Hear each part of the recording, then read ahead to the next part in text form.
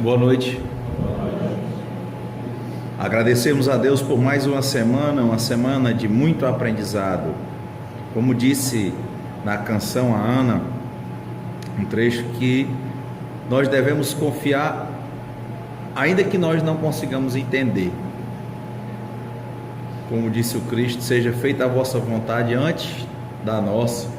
E como diz a oração da serenidade, concedei-nos, Senhor, a serenidade necessária para aceitarmos as coisas que não podemos compreender, coragem para modificarmos as coisas que podemos e sabedoria para distinguirmos umas das outras. Evangelho segundo o Espiritismo, bem-aventurados os pobres de espírito, capítulo 7, item 13. Missão do homem inteligente na terra. Comentário dos Espíritos. Não vos orgulheis do que sabeis, porque se saber tem limites bem estreitos no mundo em que habitais. Mas suponho que sejais uma dessas sumidades inteligentes desse globo, e não tendes nenhum direito para disso vos envaidecerdes. Se Deus em seus desígnios vos fez nascer num meio onde pudestes desenvolver a vossa inteligência, é que Ele quer que dela useis para o bem de todos, porque é uma missão que vos dá, colocando em vossas mãos o instrumento com a ajuda do qual podeis desenvolver a vosso turno a inteligência e as inteligências retardatárias e as conduzir a Deus. A natureza do instrumento não indica o uso que dele se deve fazer. A enxada que o jardineiro coloca entre as mãos de seu operário não lhe mostra que ele deve cavar. E que direis ou diríeis se esse operário, ao invés de trabalhar, levantasse a enxada para com ela atingir seu patrão? Diríeis que é horrível e que ele merece ser expulso. Pois bem, não ocorre o mesmo com aquele que se serve de sua inteligência para destruir a ideia de Deus e da providência entre seus irmãos? Não ergue contra seu senhor a enxada que lhe foi dada para roçar o terreno? Tem ele o direito ao salário prometido e não merece, ao contrário, ser expulso do jardim? E o será, não duvideis disso, e arrastará existências miseráveis e cheias de humilhações, até que se curve diante daquele a quem tudo serve, ou a quem tudo deve. A inteligência é rica de méritos para o futuro, mas com a condição de ser bem empregada. Se todos os homens dotados se servissem dela segundo os desígnios de Deus, a tarefa dos espíritos seria fácil de fazer para fazer a humanidade avançar. E infelizmente muitos fazem dela um instrumento de orgulho e de perdição para si mesmos. O homem abusa da inteligência como de todas as outras faculdades, e entretanto não lhe faltam lições para adverti-lo de que uma poderosa mão pode lhe retirar aquilo que ela mesma lhe deu. Ferdinando, Espírito Protetor, Bordeaux, 1862. Duas partes marcaram aqui já na leitura. Uma parte final é que diz: tem ele o direito ao salário prometido e não merece, ao contrário, ser expulso do jardim por ter levantado a enxada que era para trabalhar contra o seu empregador? E o Espírito diz: e o será, não duvides disso, e arrastará existências miseráveis e cheias de humilhações, até que se curve diante daquele a quem tudo serve. Aqui, primeiro, que não é uma discussão ameaçadora, é que nós entendemos que a dor, ela é necessária, e o sofrimento, ele é opcional. Dor é algo que acontece como reflexo do amor de Deus para nos ensinar, nós espíritos embrutecidos, vaidosos. Agora, ficar se lamentando, se lamuriando e com o problema não levantar, por exemplo, o filho tem um problema com a mãe e vê, né, isso que gera uma dor, tanto nele quanto nela, e ele não superar isso e tentar se trabalhar para ser alguém melhor, a tendência é que ele passe por mais dores. Por isso que se diz, não a condenar o filho, mas Deus ensina de várias maneiras. Como disse o Cristo para Tomé: feliz daqueles que não viram, né, não usaram os sentidos e creram. Feliz daquele que não está passando por um problema e está escutando e tentando se aprimorar e não tem que sentir a dor do problema. Mas para quem quer sentir, quem quer tocar nas chagas, o que o Cristo diz? Toque. Não é um tom ameaçador, é um tom didático. Essa é a primeira reflexão. Quando nós trazemos isso para os trabalhos dos centros, eu vi uma pergunta interessante, porque eu gosto de, já sabe, eu gosto de frequentar outros centros de atividade, outros centros espíritas, eu leio outras doutrinas também. Eu estava olhando outro dia, como eu até falei para vocês, né? Leituras interessantes dos alcoólicos anônimos, narcóticos anônimos, codependentes anônimos. Leiam sobre codependência, acredito que vocês vão gostar muito. E vários outros, né? Diz que houve um boom dos anônimos nos anos 70. E eu achei interessante que eu estava num evento, numa palestra, e perguntaram, né, a um dos representantes lá da instituição qual era a diferença do funcionamento dessas instituições nos anos 80 e na atualidade, porque eles viam aquele boom, não é, do funcionamento, e agora não tanta gente frequentando. E eu guardei muito a mensagem. Ele disse: uma coisa interessante é que naquela época a gente mal tinha literatura, a gente mal sabia das coisas, a gente tinha um esforço muito grande para conseguir um livro específico dessas coisas. Hoje você tem acesso. Então a gente chegava bem humilde, tentando servir e aprender o quanto mais. Ele disse: hoje todo mundo já chega totalmente doente, com a mesma doença que a gente tinha nos anos 70, com vazio, com egoísmo, egocentrismo, angústia, que levou-os à fuga. Só que a pessoa chega aqui já tendo lido, já lendo, alguns já leram tudo, então eles já chegam aqui no primeiro dia sabendo de tudo, informar. Eles não têm a paciência para seguir a programação, como você estava falando de ser pai. É uma programação que é infinita. Ser espírita é uma programação infinita. Por quê? Porque tem a ver com progresso, aprendizado constante. Ensino, aprendizado, ensino constante. E nós vamos amadurecendo e evoluindo. Então eles lá, eu acho interessante, né? Todos esses anônimos, eles têm os passos.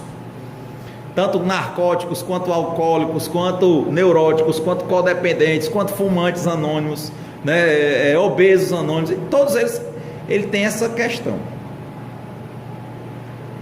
Então eu achei relevante quando ele traz essa perspectiva do conhecer, mas trazer a lógica da humildade. Diz: a gente tem que vencer o egoísmo, vencer o egocentrismo, a gente tem que seguir uma programação. Tanto que eles falam de quê?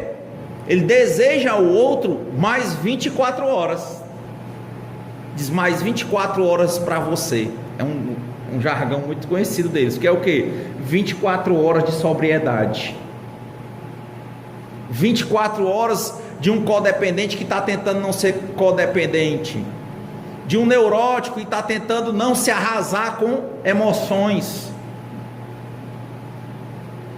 de um alcoólico ou um narcótico que está tentando ser ele e não buscar subterfúgios em algo que ele perde totalmente o controle. E ele diz, é difícil, é uma programação que ele diz, o fulano tem 30 anos de programação e recaiu. Por quê? Porque é uma programação que não tem fim. Ser espírita, ser pai, ser mãe, é seguir esse tipo de programação, é entender os seus defeitos, a sua falta de amor e procurar o quê? Amar. Não é a música do Padre Zezinho? Amar como Jesus amou, não era isso não? É isso, é um amor que não existe sequer compreensão dos outros, ou do outro, de quem você ama. Quem ama, ama, ponto. Eu vou fazer minha parte da melhor maneira possível, e toda vez que eu achar que eu estou melhor, de novo, a programação é a lei do eterno progresso. Nada está tão bom que não possa ser melhorado, e nada que está ruim que não possa ser também melhorado. E eu trouxe essa reflexão para o centro espírita, quando falei no final do evangelho da semana próxima passada, de pessoas que chegavam para o Divaldo querendo montar um orfanato, mas queriam começar com 200 crianças, para dar aquele bope, aquela coisa. Ele disse, meu amigo, comece cuidando do seu filho na sua casa, não fico preocupando com o reconhecimento dos outros não. É assim, você cuida do seu filho, aí aparece mais um, você cuida, outro você cuida, e aí vai se sobrar, você cuida de outro, e aí você está servindo a Deus, porque a gente serve a Deus é nas pequenas coisas, é tentando ser uma pessoa melhor a cada dia, tendo isso como um dever, seguir essa programação com cautela, com cuidado, com humildade. E aí traga essa mesma reflexão para o centro espírita, que nós todos temos algum tipo de mediunidade ou alguma forma de servir, e quantos não chegam ao centro espírita pela dor? A maioria. Mas quando chega aqui, lê 2, 3 livros, porque lê uma semana, porque lê um mês, já começa a questionar todo mundo, questiona tudo, sabe de tudo, mas trabalhar o eu dentro, ele não trabalha. Já fez regressão, já fez tudo. De novo, ele sabe fatos externos, que em verdade não são tão importantes. E o que é que se importa? Se importar, o Espírito te diz.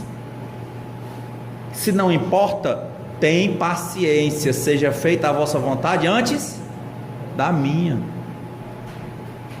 Faça a sua parte não é saber se odiou, não odiou, matou, ricou, não, a tua parte é, você tem que ser uma pessoa melhor do que você a cada dia, ponto, mais 24 horas para você. Não lia, procure a importância da leitura, vá tentando, eu não gosto, vá tentando, até aquilo virar um hábito.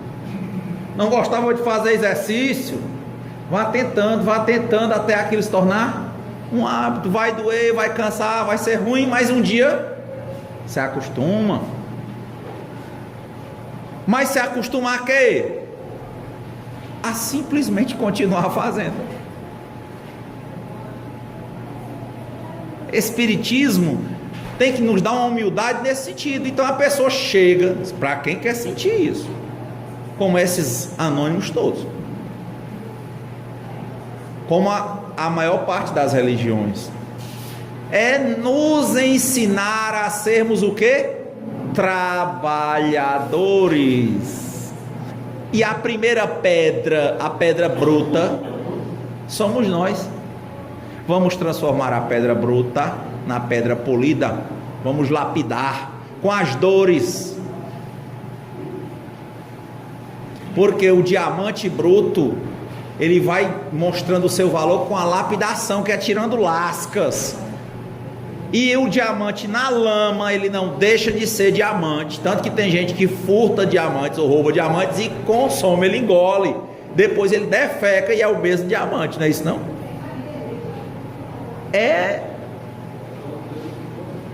Nós somos esses diamantes para Deus. Deus está esperando o quê? Que nós peguemos o nosso arado e vamos trabalhar. Em quem? Em nós mesmos. Foi o que Cristo disse quando viu Pedro, que hoje o Papa senta na cadeira de Pedro. Ele olhou para Pedro, um homem defeituoso, negou-o por 3 vezes, não acreditou que andava por sobre as águas. Ele disse: tu és Pedro, sobre esta pedra, olha, ser humano como uma pedra, tinha uma pedra, sobre esta pedra eu erguerei a minha igreja. A igreja é no homem. Olha o trabalho que São Francisco fazia na ordem dos irmãos menores. Não era ter igreja, era sair pelo mundo ajudando as pessoas sem primeiro voto, primeiro nó na corda, pobreza, depois castidade, caridade, 3 nozinhos na corda.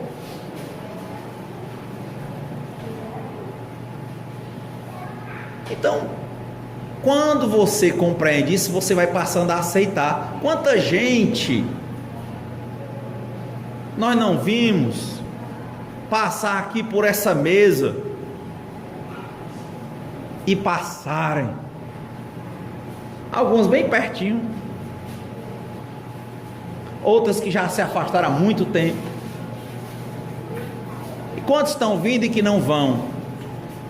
E quem disse que amanhã eu vou estar aqui?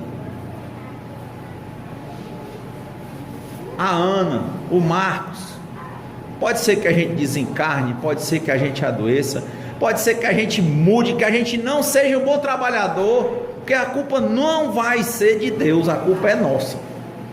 A culpa não vai ser do centro, a culpa é nossa. A culpa não é da mãe, nem é do pai, a culpa de quem tem consciência é da própria pessoa. Agora, nós sabemos a dificuldade que nós temos de viver ou de conviver com quem? Conosco. É difícil. Quem é que vez por outra sente aquela vontadezinha, um medo, uma vontade de se angustiar e ficar triste? Levanta a mão. Sinceramente, olha, somos nós. É a hora de pregar e fazer o quê? Se entregar, orar, pensar, recorrer a Deus, buscar coisas que realmente têm valores. E isso é o trabalho. Ponto. Trabalhe. Sente a dor, mas não se deixe desesperar, sofrer.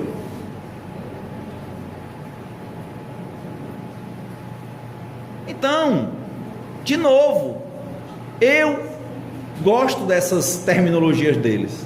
Estou até procurando o livro bronze lá dos neuróticos anônimos. Achei muito interessante a noção de codependência. Só que a gente só adquire nos próprios órgãos. Vou até visitar também os grupos. Então você vai se identificando, como dizia o Sócrates, conhece a ti mesmo, vai se conhecendo, tentando trabalhar essa pedra bruta que nós somos e lutando. Renato, você está lá no centro ainda? Graças a Deus. Vai ficar até quando? Rapaz, eu quero ficar trabalhando sempre ser um trabalhador melhor do que eu mesmo a cada dia, não ser melhor do que ninguém. Mas para ficar lá é trabalhoso. Por quê? Porque eu sou alguém perfeito ou imperfeito? Por quê? Porque todo mundo aqui é imperfeito.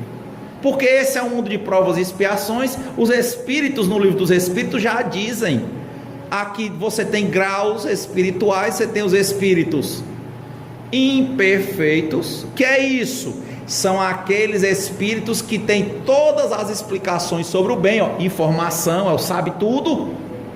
O Evangelho, missão do homem inteligente da terra, ele sabe, mas a imperfeição dele faz com que ele tenda a se inclinar para o material, para o mal, para o negativo.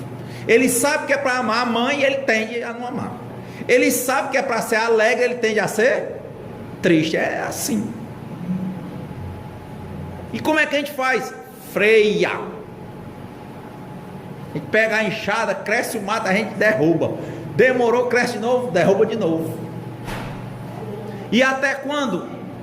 Até quando for necessário. Ponto.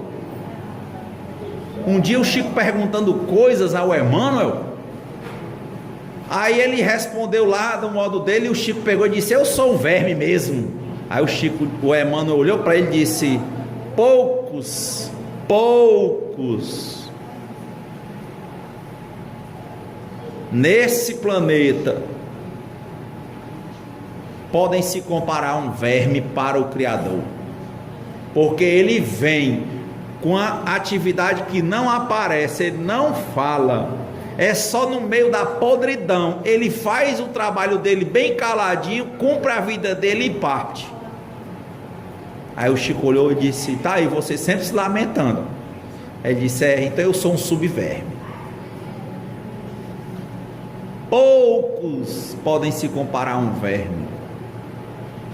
Poucos pais podem se comparar a um pai ou uma mãe de verdade, que conheceram, que levaram a vida você sendo mau filho, má filha, a vida inteira, e eles caladinhos ali rezando por você.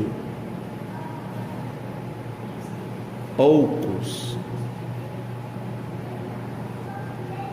Mas qual é o nosso papel? É chorar porque a gente não foi? Não. É tentar ser o que a gente acha que é bom. Estou lendo a biografia do Divaldo, muito bom. A autora é Lund. Comecei essa semana, já estou lá pela metade. Sabia não. Olha aí como é bom conversar. Sabia que era só um. Eu vou olhar. Pronto. Eu quero só que você me dê o nome, porque eu não sou muito de pegar livro emprestado, porque eu tenho um mau hábito de riscar. Eu risco, eu ficho assim, eu fico de eu pegar novamente, olhar onde eu tinha marcado. Pode até ser que eu nunca pego, mas eu risco. Mas eu quero o nome, eu vou. Então, essa reflexão para nós ela é importante. Por que teve gente que foi? Eu quero saber, grosso modo, os detalhes do que foi e do que não foi. Cada um tem que lutar por si e trabalhar em grupo.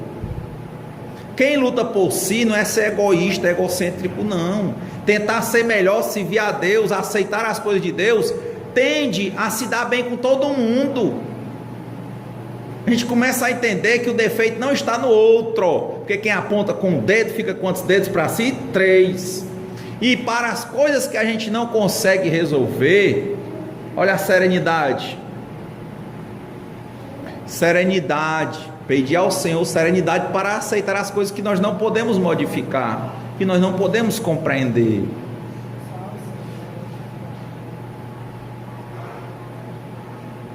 E o resto somos nós nos aproximando. Como é nos aproximando? Chega no centro, o centro lhe recebe de braços abertos, os trabalhos fluem, tudo aparece. Ali você não chegou ao patamar, olha aí, ó, o homem inteligente na terra, a mulher inteligente na terra, não chegou ao status a mais do que ninguém, não. Chegou a hora de você trabalhar, um trabalho que não tem fim. Agora, uma bênção, qual é a bênção? Toda vez que nós conseguimos melhorar 1/1000, nós sentimos um preenchimento desse vazio que todos aqui praticamente disseram que vez por outro sentem, que é inexprimível por palavras.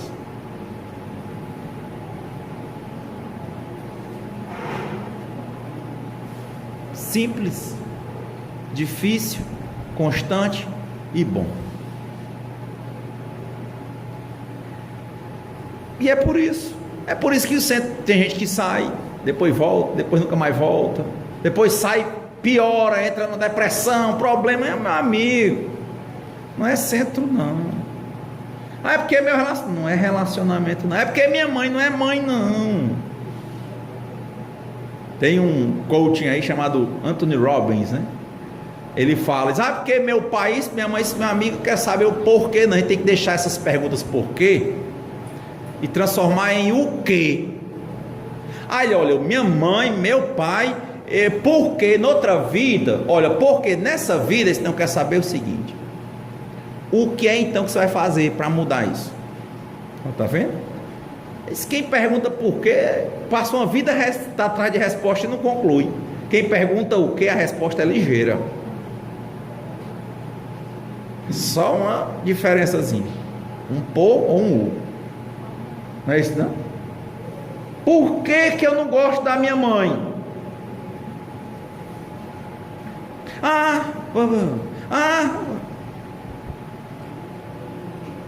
Ele diz: ei, meu filho, o que que você vai fazer para gostar da sua mãe? Faz ou não faz diferença? Por que eu estou com depressão? Qual é a pergunta? O que que você vai fazer para sair da depressão? Qual é a resposta mais rápida de dar? O porquê ou do quê? A do porquê ou a do quê? Do quê? Não é rápida não? E um porquê? Passa a vida, vai encontrar 1 milhão de encarnações e não sei o quê, e não sai do lugar. Espírito é ativo, rapaz. Pega essa alavanca e vai trabalhar. Te levanta e anda.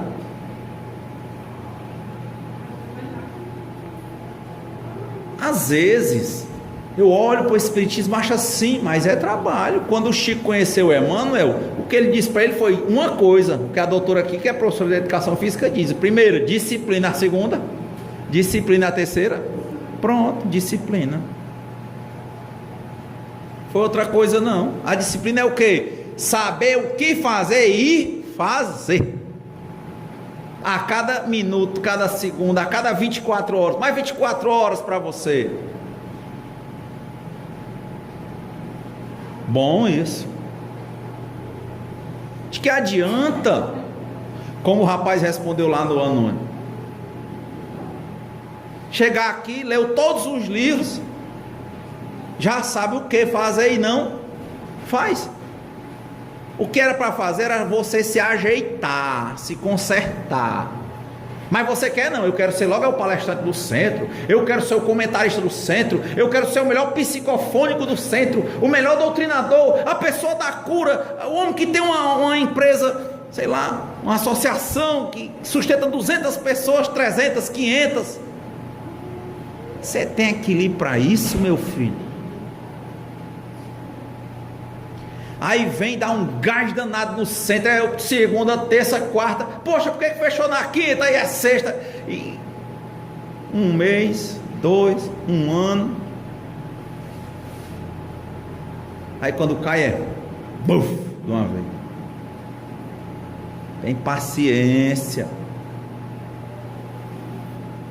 Confie em Deus, é devagar. E é difícil mesmo. Mas guarde um nome para você: trabalho. Toda vez que você pensar em preguiça, é uma coisa que você tem que afastar. Preguiça, tristeza, egoísmo. Afaste. Ira. Quem é que não se comporta de forma irada aqui?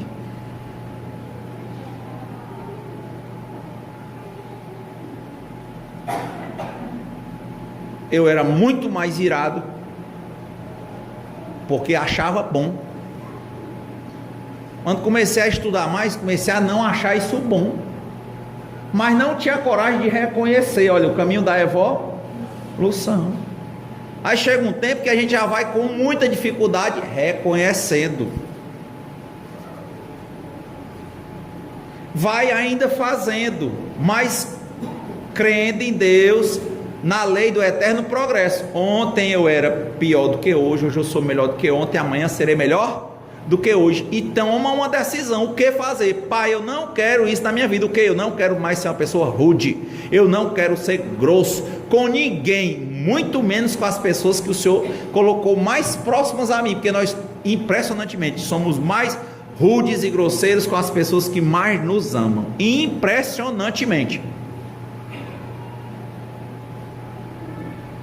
E o espírita toma a decisão: ah, mas isso é uma programação, é programação neurolinguística, é não sei o que. Meu amigo, entenda como que você quiser, o evangelho está chamando de trabalho.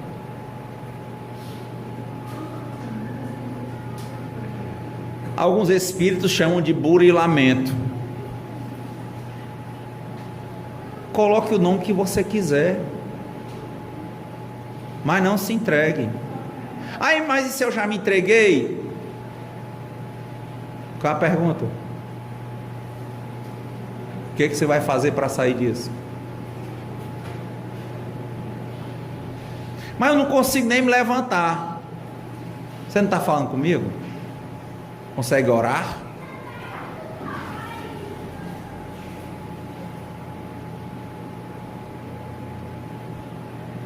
Então, outra parte relevante aqui no Evangelho, ele diz: não vos orgulheis do que sabeis. Quem é que não é orgulhoso nesse mundo de provas e expiações em que nós somos espíritos imperfeitos que tendemos para a matéria? Mas a gente começa o quê? A se trabalhar para ser melhor e não ser orgulhoso. Por que que dizem que ler aqui é essencial? Porque amai-vos é o primeiro mandamento. O segundo é instruí-vos. Porque quanto mais a gente lê e vive, a gente entende que a gente sabe de nada ou sabe de muito pouco. E que todo mundo tem o que acrescentar, porque ninguém é tão grande que não possa aprender e nem tão pequeno que não possa ensinar, como já dizia o pensador. Então a gente entende, quando a gente começa principalmente, que as palavras e a questão do exemplo, quando a gente começa a ver que é uma programação que não pode descansar e tem que ter disciplina, a gente vê que não dá para ter vaidade pelo que sabe, até mesmo porque a gente não consegue, em definitivo, pôr em prática totalmente. É um exercício constante, é trabalhar todo dia, se trabalhar todo dia. Tudo que é negativo e material está dentro de nós, porque nós somos espíritos imperfeitos, e é uma luta constante para tentar controlar isso, ponto. E é sem parar por 24 horas, cada minuto, cada hora, cada segundo. E quem caiu, não perguntar por quê, perguntar o que fazer. Não é porque estou nisso, mas o que eu faço para sair, ponto. Muita paz para todos nós, boa semana.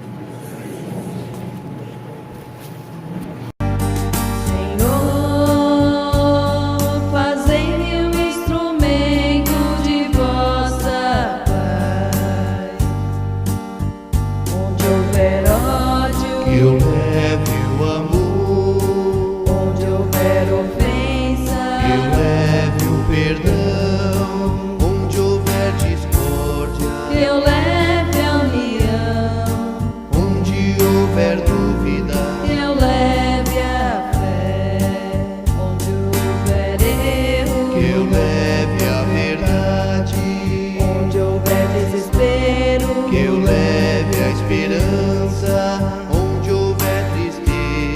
eu leve alegria, onde houver treva. Eu leve a luz.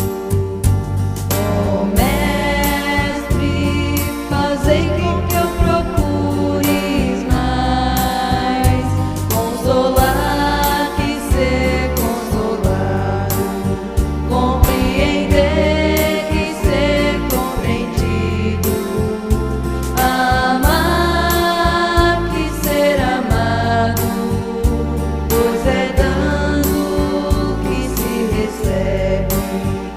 perdoando que se é perdoado, e é morrendo que se vive para a vida eterna.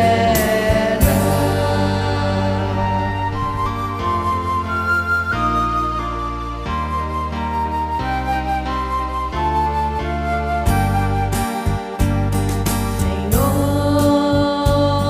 fazei-me